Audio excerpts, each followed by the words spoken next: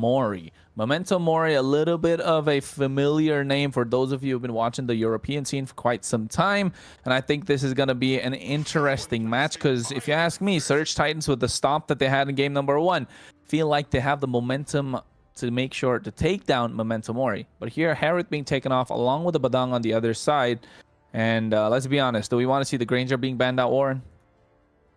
Well, he could be, at least from the red side. On the blue side, you will probably not be doing that because you are aiming for that Granger to be picked up by you, or maybe you are baiting your opponents.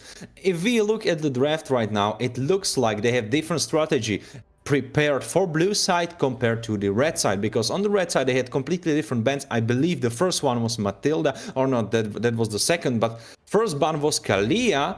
And now Kalia is being left open, so maybe they are dancing around if it will be Kalia or Granger, and they are thinking, what will it be? Banning Fanny is pretty much a cop-out, if you ask me.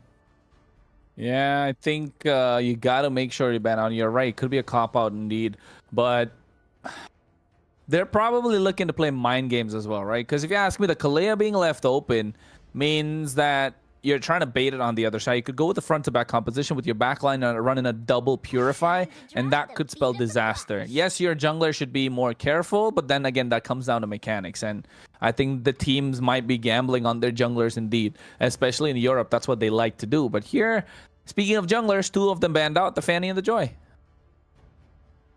You are correct, Fanny and Joy, the 2 of the most... I believe so. 2 of the most mobile junglers. Maybe Suyo comes, is trying to gap the rest and try to be a little bit mobile himself. But yeah, he cannot really catch those 2 if we are speaking about speed and mobility. Kalia being banned from the blue side is absolutely interesting, because I definitely didn't expect that. This wasn't on my bingo card. Now I'm thinking if the Granger will be banned out from the MEMENTO MORI. I don't know, bro. It seems like your luck for the lottery is not looking so good, Warren. Because Kalia usually is banned out on the red side, not on the blue. You're right. But I don't know. Seems like the crystal ball is not working today, is it, Warren? He's going to polish it later on, guys, because I know he's going to come up with better strategies for the draft later on. I feel like he's going to get the second half right. But looking at the first half, though, I like the Gacha ban a lot more. But again, it's only the first few rounds, right? We're in round number 2 right now. It's MEMENTO MORI on the red side. It is Surge Titans on the blue. And they leave the Matilda open. That means Matilda, it has to get picked up. I don't see why you don't pick it up anyway. Yeah, I was just looking at that, and as you were saying that you like the Ghetto ban, I was thinking about Matilda being the actual ban, because I feel like that would work so much better if we also take into consideration that Gato is a great flex pick. He can be played in the XP lane. He's not the strongest, but he can be played there and also on the roam. And if you are red side, you usually try to go for the most flex picks you can, since you can always try to switch it up with that last pick that you have for yourself. Yeah, I think the flex pick is going to be the most important ones. But guess what? They lock it down with the jungle Hayabusa and possible flex pick with this Kimi. And that's a lot of damage on the board already for MEMENTO MORI. And let me tell you something about the Kimi, Warren. This Kimi has been wreaking havoc. I have been getting win after win with the Kimi. And I'll be honest, when I'm playing ranked games, I just want to hang out. I just want to have fun. I'm just testing heroes. I don't really try hard. And if Kimi is going to give me so many wins, yeah, I think MEMENTO MORI are cooking. Yeah, Kimi, I know, she's pretty strong, but I kind of hate her playstyle, so not really my cup of tea. So I cannot get over it. But definitely Loloy got over it since he picked it up for his team. Moscow will be together with Kimi, so now that already tells us a lot, because now this Kimi has to go into the mid lane, and now you have pretty squishy composition.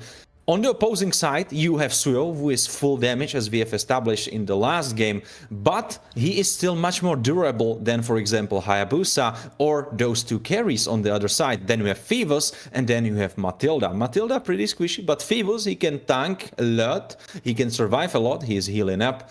So you have strong frontline established. So the question is, will Kingslayers realize that and ban out frontliners? And it looks like they did, because Hylos is a pretty decent one.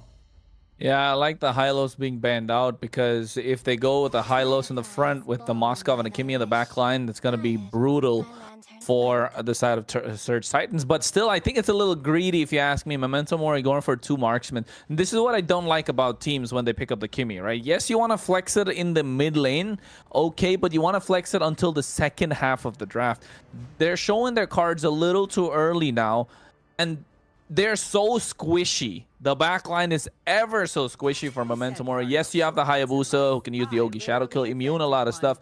But let's be honest, if you don't have a front line, which is being banned out right now, like the Chip and the Hylos, no Gatot Kacha present as well, no Badang present as well, no Kalea, yeah, it's looking grim if you're Memento Mori. What are you going to go towards? A Phoveus is already picked on the other side. You might want to go for a Tigreal, but against the mobile hero like the Matilda, the Suyo, I'm not really sure it'd be the best option.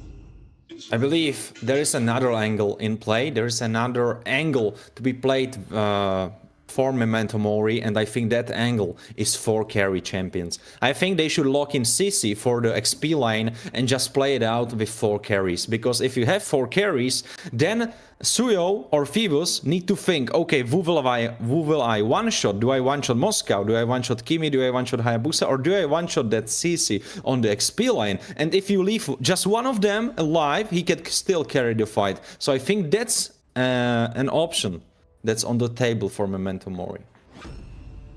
Yeah, I think that is an option indeed. They have to play a lot aggressive with this Jawhead in the early game. They need to look for those pickoffs as soon as possible. And the faster the pickoff, the stronger Memento Mori get. But again, Kyo Kite coming off of a savage in the first match of tonight with this Granger. Gets his hands on the Granger again, and guess what? He has an extra lifeline with that Faramis on their side as well. Also, and if I'm not wrong, is that last pick a Hilda? It's definitely Hilda. Looks too good. I don't know what skin that is. What is that skin? Looks like some Valkyrie-based skin, maybe, probably. Something like that. Maybe she's already in Valhalla. She definitely looks like she was there. Pretty enlightened based on so much light colors in that skin. A little bit fumbling my words, trying to cook something up. But what the teams cooked up is definitely something interesting. At the end, they didn't go for the CC, which I was looking for and was maybe thinking if that was the right idea. And now we have Hilda. Hilda is still doing a lot of damage, but not so much as CC. But she has that proactive playstyle from the early game. She can be scoring kills, she can be rotating on the map, and you can use that in tandem with Jawhead. So you are looking to try to shut down opposing team, but at the same time they have Granger, and Granger is spiking much faster than Kimi and Moscow.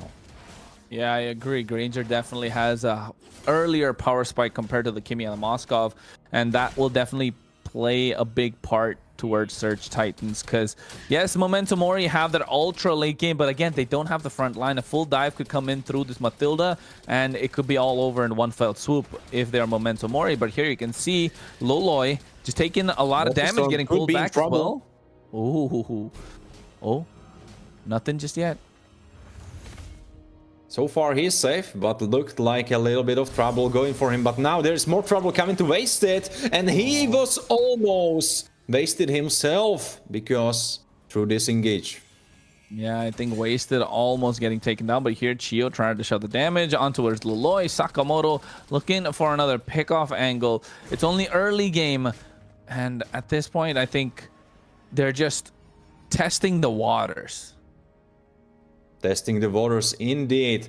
But looking at the compositions with Memento Mori, even though you have the Jawhead, even though you have that Hilda, if nothing happens in the early game, if no one gets a lead, you are better off because you have 3 super strong late game champions. Yeah, I agree. This super strong late game on towards the side of Memento Mori with the Moscow, with the Kimi. But then again, they need to get to that late game, right? To get to that late game, they need this Jawhead to dominate. And so far, Sakamoto's doing a good job trying to keep the river under control, trying to make sure Chio is not getting too aggressive and not really using his flicker as well just before the turtle comes up. Uzin here, level 5, should be looking to take the turtle. And now, if they get their hands on the turtle, Memento Mori are looking in a comfortable position. Uzin already starting a turtle, and it looks like it will be without contest And just as I say, those wards is been picked up. So a little bit of a lead for MEMENTO MORI. And now they are waiting, lurking in a bush. Maybe trying to go for wasted. And now they are truly going for him. He has to jump over the wall. And will he be able to survive? He will for now. Yeah, I think right now he was able to survive ever so slightly. I'm not sure how he got away there. But Uzin definitely will be missing out on that kill, right? Because the Hayabusa, he wants the early snowball along with the Jawhead. They're doing everything right so far. And Surge Titans are not looking as comfortable as they'd like to be.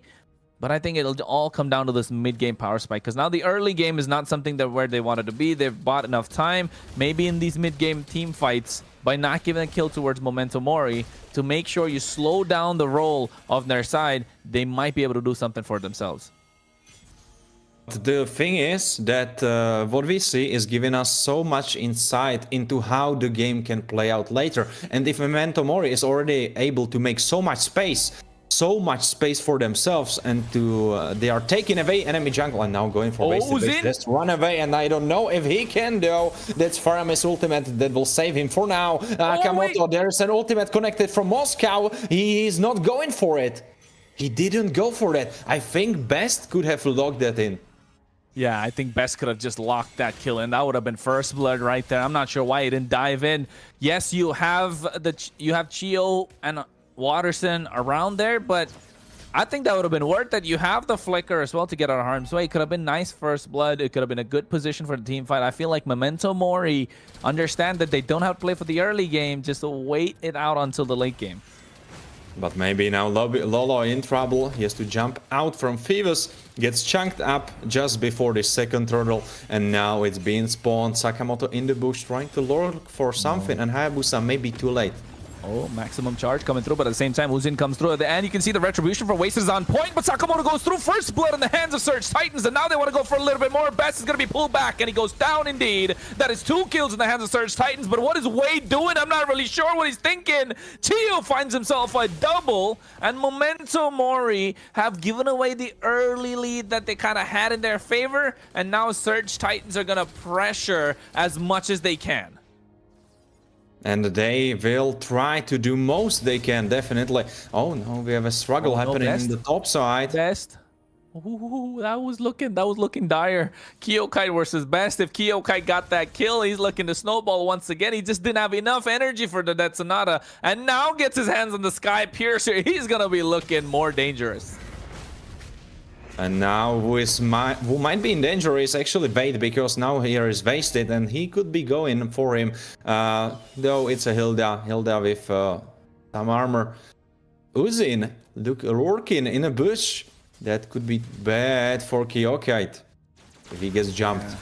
Oh, here comes Circling Eagle, trying to go in. Infernal Pursuit is there as well. Lolo has to flicker out of harm's way, but Kyokite gets assassinated in the back line. Uzin goes through the Ogi Shadow kill as well, and right now they group up together, making sure they get out. But here comes Waterson, doesn't want to go through. Wasted trying to flank from the backside, as Sakamoto is going to be the target. Soul Server comes through, Quad Shadow connecting on towards him as well. And I think Surge Titans are happy with 1 kill, but meanwhile, look at the mid lane. Wade is just trying to take down the tower, and he's able to run out. If you look at the gold, it's been equalized, and that's strong for MEMENTO MORI, since they are scaling into that late game, even though they fumbled that fight. And now looking back at what Best didn't go, that he didn't follow that ultimate, he just was trying to avoid that risk. And if you look at the body language of MEMENTO MORI, everyone else except Wade and Sakamoto are trying to avoid risk. They are trying to scale up, they are trying to not risk anything that could throw them off the path to that late game power scale. Yeah, I think Circling Eagle expended there already, and now Surge Titans trying to take down the turtle. MEMENTO MORI just moving like a unit. They're trying to find the angle. Sakamoto's the one who's going to go for the flicker. Conceal play comes through as well. There it is, the unstoppable force. Try to catch Wasted, but here comes the Netherrealm to make sure they survive. He's not able to get out of harm's way. Infernal Pursuit from Jujik to make sure they survive, but here comes Loloy with a maximum charge as well. And now they will have to back off. Nothing being wasted on both sides just yet, but Kyokite is there. He has the damage. Death Sonata comes through as well. Infernal Pursuit from Jujik is going in. And here comes Circling Eagle. They're committing, and they're diving in. They get a 2-man knockup, but there's no follow-up coming through from the rest of the team, as MEMENTO MORI used their opportunity to take down the tier 1 in the mid lane. And look what Best was doing. For the second half of the teamfight, he was pushing mid lane. He was trying to avoid risk, try to get most gold on himself. And unfortunately, if you look at the gold graph, they are actually behind, even though they were even just moments ago. So that doesn't really drive home my point that I was trying to make. But Best is doing his best to stay relevant and to scale up. I believe this Moscow should be hitting soon his third item, and that's when fun should start. Oh, Sakamoto gets the throw, and you can see at the same time, Jujic tries to go in with the Infernal Pursuit. Their Nether Realm's already baited up, but wasted on the 1v1, loses out to Uzin, but here the team fight extends, and Loloi finds the first kill, and now he's looking for more. Goes through, but there it is, the 3-man knockup from Chio. Not enough, just buying enough time for Surge Titan to disperse, and if it's looking like this, you can see that Memento Mori might just take it away. Uzin was trying to fish for something, but in the end he realized he doesn't have his ultimate available. Now wait, lurking in a bush and not really trying to do anything, just gather information and maybe make space for Moscow to try to push in that last wave. Looks like Moscow will be denied that gold, at least for now, and Lord will be spawning in 15 seconds. And it looks like in this position that Memento Mori will try to slow down the game or keep it at this slow pace. Even though they won the teamfight, I believe they should still be trying to scale a little bit more, because late game is confirmed for them to work out. Yeah, definitely late game is confirmed for them indeed, but they have to be the aggressors, right? As long as they're playing aggressive, the game is in their hands, especially in the late game for Sakamoto at least, so that he can be a threat. The moment they get a little defensive, it's going to be difficult. And right now, you can see they commit with the Circling Eagle. Jujic goes to the back line as well. The knockup comes through, but here Wade might be the target, but in the mid lane, Best is going to be tunked down, and here comes the Ogi Shadow Kill. Kyokai taken low, but with the Nether Realm, they're able to survive. Wasted, trying to take down Loloi, but now they turn their attention in towards the Lord, but Memento Mori are still hovering over it. Surge Titans were able to play this fight out through Farames's ultimate, but now it's on cooldown, and they are trying to finish the turtle. The Lord, they actually are able to finish the Lord, but now will they be able to catch someone running away? Doesn't look like it was just Sakamoto. Yeah, Sakamoto bites the dust. Wasted got the Lord with the Retribution on point. Uzin was looking to flank from the backside with that Quad Shadow. Ogi Shadow Kill just missed out, to be honest. And now with that one slight bit of momentum that they have in their favor, Surge Titan needs to capitalize. Otherwise, it's going to be difficult because a late game composition from Memento Mori. Akimi that's not been taken down yet. Uzin, who's looking to take down someone. And speaking of Best, he wanted to come back and make sure he got the damage done as the maximum charge from Loloi is able to get that kill. And now Memento Mori, before the Lord even takes down the tier 1 in the mid lane, it's melted. And that's the power of a double marksman composition. Double marksman composition indeed. Best has been farming so far. Oh, Uzin with a 1v1 against Wasted on the board on the top side. He was able to catch him out just now when you are trying to fight it back, and now there's a fight happening on the bottom side. Oh my god, everything breaks loose. You can see nice Nether Realm coming through, but this is the moment that they're looking for. They find one that Sakamoto. Wade's going to be the next target. Double kill in the hands of Kyokai, and now they're going to go for more, but you can see Loloi's dishing out way too much damage, and that is why Kimi is annoying. You can basic attack while you move, and Surge Titans need to find an answer. But meanwhile, on the top side, Uzin is being a distraction and used to take down one turret at a time. Uzin has got himself a good 3 kills. Got a pretty decent lead on himself, I believe. If you look at the gold graph, I think he's a little bit ahead compared to Wasted right now. 1-2-3 is not really bad score, it's just that the kills didn't swing his way, and he got into situations where he wasn't able to execute that kills for himself. 8,000 gold on Uzin, and he will be hitting soon that 5th item. If we count the shoes, that will be pretty spicy. No, Wade gets pulled back by the Shadow Stampede. And now Chio is just going back, but you can see the damage being done on towards Wasted. They commit the unstoppable force. Sakamoto's going to be the target, and he goes through, but then Tsunada trying to connect. They're blocking everything that they can. Jujic goes down first, and Uzin with the Ogi Shadow Kill committed, but right now they're going for MORI. Kyokan has the damage, but he's getting dove upon by Wade. He gets himself a double kill on a killing spree. Is Laloy, and he finds himself a double as well. A 5-man wipeout. Memento MORI are looking to take this game by storm. Watterson comes back up, but what can a lonely Faramis do? Because the rest of Memento MORI are looking to end the game. Can he clear it? Can he clear the wave? No, he cannot. He has been... He did. He did almost, but the tower is gone. The base is gone, unfortunately.